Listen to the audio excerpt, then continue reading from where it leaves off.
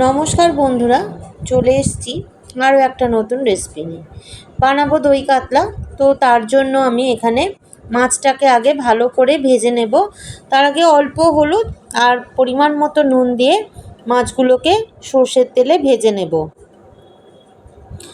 তেলটা ভালো করে গরম হয়ে গেছে। তো এবার আমি মাছগুলোকে একে একে কড়ার মধ্যে দিয়ে ভেজে নেব। মাছগুলো ওদিকে ভাজা হতে থাক, আমি একটা পেঁয়াজ আর কাঁচা লঙ্কার পেস্ট বানিয়ে নেব। মাছগুলো এক পিঠ ভাজা হয়ে গেছে, আমি এগুলোকে একটুখানি এপিট ওপিট করে নেব। আর মাছগুলো একদম কড়া লাল করে ভাজবো না, একটু হালকা করে ভাজবো।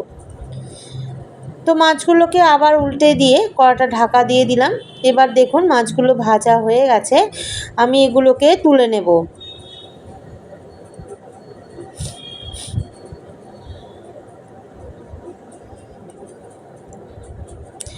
মাছগুলোকে তুলে নিয়েছি। ওই তেলের মধ্যেই পেঁয়াজ আর কাঁচা লঙ্কার পেস্টটা দিয়ে দিলাম।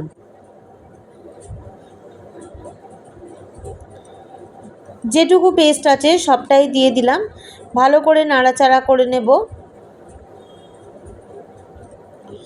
দিয়ে দিলাম মশলা ধোয়া বাটির জল। এবার ভালো করে মিশিয়ে নিতে হবে।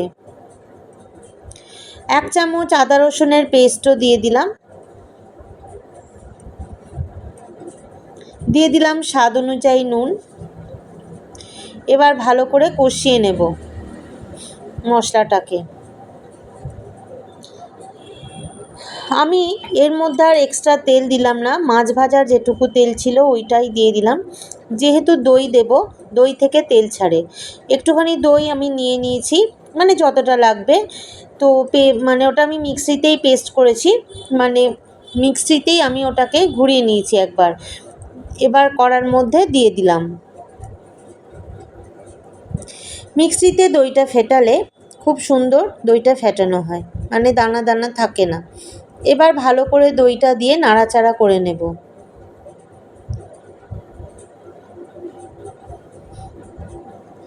দইটা দিলেই একটা তেল ছাড়া ভাব আসবে, এর জন্য এক্সট্রা তেলের প্রয়োজন হবে না।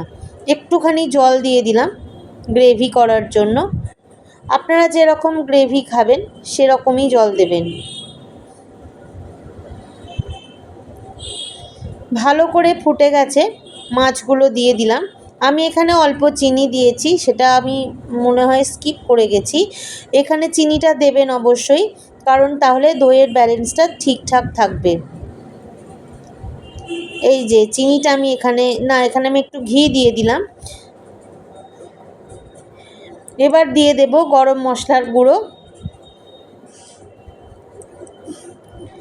অল্প একটু গরম মশলার গুঁড়ো দিয়ে দিলাম। আমার রান্নাটা কমপ্লিট হয়ে গেছে। এবার আমি এটাকে সার্ভ করে আপনাদেরকে দেখাবো।